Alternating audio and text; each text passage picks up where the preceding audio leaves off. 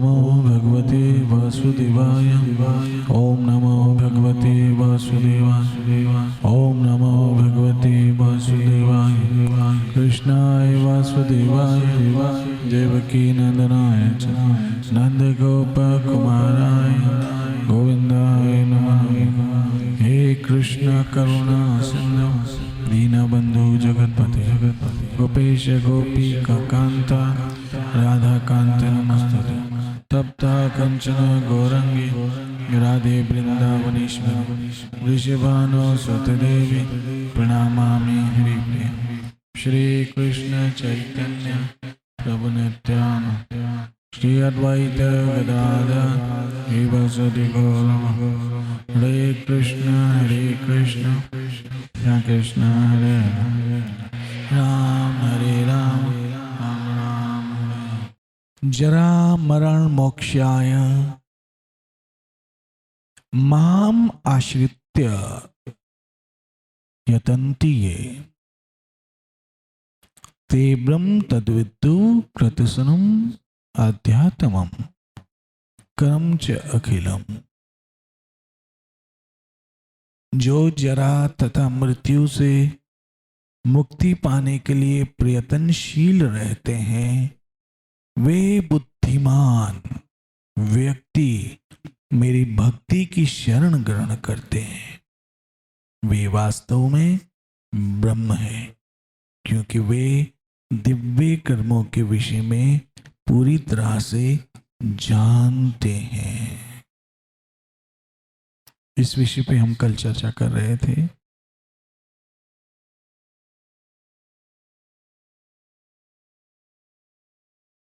बुद्धि का सदुपयोग। बुद्धि का सदुपयोग। जो बुद्धिशाली लोग होते हैं, जो टॉप मोस्ट इंटेलिजेंट लोग होते हैं, वो अपनी बुद्धि का सदुपयोग करते हैं। और बुद्धि का सदुपयोग है अपने आप से प्रश्न पूछना, मैं कौन हूं, मैं यहां क्यों आया हूं, मनुष्य बनने के पश्चात मेरा क्या कर्तव्य है, परमात्मा कौन है, किसकी सत्ता से मैं चल रहा हूं और मुझे लौटकर कहां जाना है। ये प्रश्न जिसके उत्तर उसको अवश्य प्राप्त करने होते हैं। आज का मनुष्य जो बुद्धि का उपयोग कर रहा है वो सीमित है, अर्थात उस बुद्धि का उपयोग वो शरीर तक ही रखता है, शरीर तक वो बुद्धि का उपयोग रखता है। मान लीजिए उसने जो भी आविष्कार किए हैं उन सारे आविष्कारों के द्वारा बहुत सारी सुविधाएं हो गई हैं।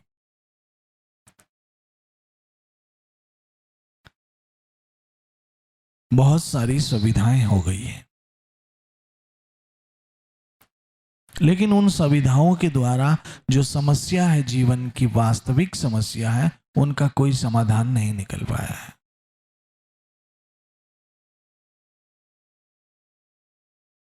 जैसे आज तक हम बचपन से अभी तक जो भी बात सुनी और जिस संबंध में सुनी वो मात्र शरीर रहा, मात्र शरीर रहा और शरीर तक ही बुद्धि का उपयोग हुआ। अगर हवाई जहाज भी बना लिया तो शरीर की सुविधा के लिए कि पहले महीनों में सफर लगता था, अब वो घंटों में हो जाता है। किसका? शरीर का। लेकिन उस सफर का आत्मा की यात्रा से कोई लेना देना नहीं। आत्मा की अंतिम यात्रा कैसी है, कहां तक है, कहां से आरंभ कहां पूरी, ये विज्ञान के पास इसकी कोई खोज नहीं है।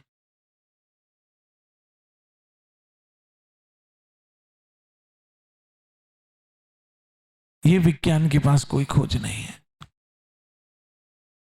ना ही विज्ञान के पास इसका कोई उत्तर है। ये बीमारी का ये इलाज है, इस बीमारी का ये इलाज है, इस बीमारी का ये इलाज है, इस बीमारी का ये इलाज है। लेकिन विज्ञान जो है, जहां अपनी खोज पूरी करता है, वहां से एक दूसरी समस्या आरंभ हो जाती है। जहां विज्ञान एक खोज पूरी करके सांस अभी लेता ही है कि एक दूसरी समस्या खड़ी हो जाती है। किसी जमाने में मलेरिया बुखार बहुत भयंकर होता था, कोई वैक्सीन नहीं था, कोई इलाज नहीं था। बड़ी मुश्किलों से विज्ञान ने शोध की, अनुसंधान किया, रिसर्च की, और उसके पश्चात मलेरिया की दवाई आ गई। विज्ञान ने अभी सांस ही नहीं लिया था कि ट्यूबरक्लोसिस आ गई, टीबी आ गई, और एक वक्त था जब टीबी लाइलाज समझी जाती थी। जिसको होती थी वो अंत में मृत्यु हो जाती थी। बड़ी मुश्किलों से विज्ञान ने खोज की, स्ट्रगल किया, और टीबी के लिए कोई दवाएं, कुछ इंजेक्शन आ गए मार्केट में, तो सामने कैंसर की समस्या आ गई। कैंसर से अभी जूझ ही रहे हैं, कैंसर से अभी जूझ ही रहा है विज्ञान। कीमोथेरापी आ गई, रेडिएशन आ गया, इस तरह की बहुत सारी आविष्कार मार्केट में विज्ञान के द्वारा आए, हॉस्पिटलों में आए। बड़ी मुश्किल से अभी विज्ञान हाँ पी रहा है कि HIV सर पे आ गया।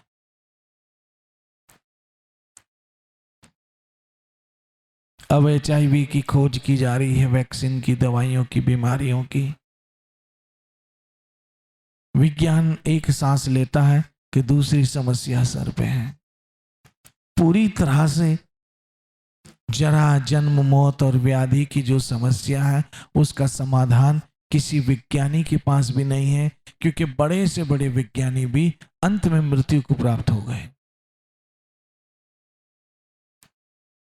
यहां कृष्ण कह रहे हैं कि वास्तव में अगर आप बुद्धिशाली हो, आप समझदार हो, तो आप मेरी भक्ति करो। आप मेरी, मैं फिर से ये श्लोक पढ़ता हूं, भगवत गीता का 7वें अध्याय का 29वां श्लोक। जो जरा, जरा मतलब बुढ़ापा, जो जरा तथा मृत्यु के से मुक्ति पाने के लिए यत्नशील रहते हैं, वे बुद्धिमान व्यक्ति। यह शब्द बुद्धिमान का उपयोग गीता के श्लोक में हुआ है, क्योंकि मूर्ख लोग इन विषयों पे सोचते हैं। मूर्ख क्या सोचता है?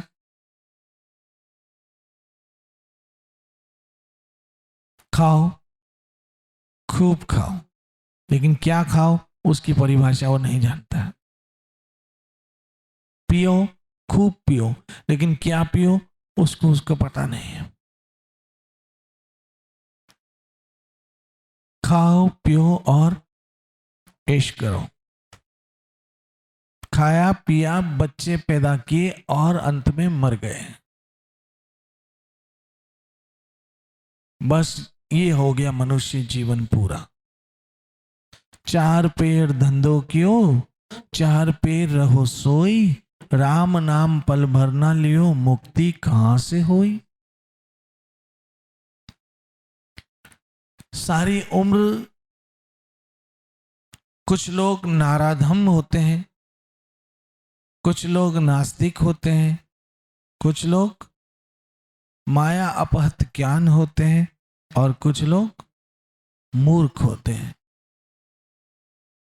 और ये जितने भी लोग होते हैं, इनका एक ही हेतु है, ज्यादा से ज्यादा सेंस ग्रेटिफिकेशन करना, ज्यादा से ज्यादा इंद्रियों की तृप्ति करना, ज्यादा से ज्यादा इंद्रियों का भोग भोगना। और उसके लिए वो गधे की तरह मेहनत करते हैं, उसमें कोई दो मत नहीं। किसकी तरह मेहनत करके? गधे की तरह मेहनत करते हैं, कुत्ते की तरह भोग भोगने के लिए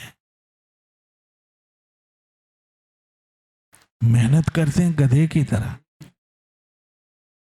इसलिए वो मेहनत करते हैं कि कुत्ते की तरह भोग भोगे, क्योंकि कुत्ते को भोग भोगने की कोई लिमिटेशन नहीं है। वो लिखा जाता है ना, फन अनलिमिटेड। तो कुत्ते का जीवन का फंडा भी है फन अनलिमिटेड, उसके लिए कोई रिस्ट्रिक्शन नहीं है। और गीता में श्री कृष्ण कहते हैं कि ऐसे इंद्रियों के भोग भोगने वाले लोग मरते समय इंद्रियों की वासनाओं में फंसे रहते हैं। और गीता में श्री कृष्ण कहते यम यम बापि सिमरन भावम तैजते अंते कलेवरम। हे कुंती पुत्र अर्जुन, मरते समय मनुष्य की बुद्धि के जो विचार होते हैं उस विचार के अनुसार उसका दूसरा जन्म होता है। मरते समय दूसरा जन्म होता है, जो मनुष्य जिस किस्म के विचार लेके मरता है। अब जो संसार के भोग भोगने वाले लोग होते हैं, मरते समय भी उन्हीं विचारों में रहते हैं, उन्हीं विचारों में रहते हैं। कई लोगों को मैंने सुना है बहुत सीरियस होते हैं, मरने वाले होते हैं। मैं अनुभव बता रहा हूं। अंत में अपने घर वालों को कहते हैं कहीं से थोड़ी सी दारू ला के दे दो। वो आपने एक गाना भी सुना होगा, सुना? आप कौन सा गाना, अब आपको क्या पता? वो गाना कुछ इस प्रकार से, पंडित जी मेरे मरने के बाद मेरे मुंह में गंगा जल के बजाय थोड़ी मदिरा टपका देना। लो सुनो, तू खुद टपक रहा है। गंगा जल नहीं चाहिए, मदिरा चाहिए। गाना मैंने कभी कॉलेज के जमाने में सुना था। पंडित जी मेरे मरने के बाद मेरे मुंह में गंगा जल की बजाय थोड़ी सी मदिरा टपका देना। तो खुद टपक रहा है। और ये गाना भी फीमेल आवाज में है, यानी टपक रही है खुद और कह रही है कि टपका देना थोड़ी सी मदिरा। तो गीता में जो श्री कृष्ण कहते हैं कि जिनको इंद्रियां भोग भोगने में रुचि है, मरते समय ऐसा ही करते हैं, और उनको विचार भी वैसे ही आते हैं। उनको कभी भगवान के विचार, कृष्ण के विचार, गीता के विचार, भागवत के विचार, भजन के विचार, सत्संग के विचार नहीं आएंगे, क्योंकि उन्होंने उम्र भर जो किया है अंत में भी उनका ध्यान वही है। जैसे मुझे सच्ची घटना याद आती है। एक व्यक्ति जो था वो चोरी करता था, और चोरी भी क्या करता था, ये जो स्त्रियां माताएं अपने गले में चेन पहनती, मंगलसूत्र पहनती, हार पहनती है, चेन स्नेचर था वो। जिसके गले में चेन देखे उसकी नजर तुरंत वहीं चली जाए, जिसके गले में मंगलसूत्र देखे उसकी नजर तुरंत वहां चली जाए, और कैसे भी झटका मार के खींच ले। उम्र भर उसने यही काम किया। अंत में वो बहुत सीरियस बीमार हुआ, सीरियस बीमार हुआ और बहुत परेशान था। जीव यहां पर अटका हुआ था, मुक्ति नहीं मिल पा रही थी और बहुत तड़प रहा था। किसी ने कहा बराबर का मंदिर है, ले जाओ भगवान के दर्शन करा के आओ। बच्चों ने उसको कैसे भी उठाया, उठा के मंदिर में ले गया और ले जाके कहा पिताजी सामने भगवान है, दर्शन किए आप। अब उस बुढ़े का ध्यान कहाँ गया? सीधा भगवान के हार पे गया। जो राधा रानी ने हार पहन रखा था उसका ध्यान वहां गया, उसको भगवान नहीं दिख रहा था। मंदिर में भी उसको वही दिख रहा था जो उम्र भर उसने किया।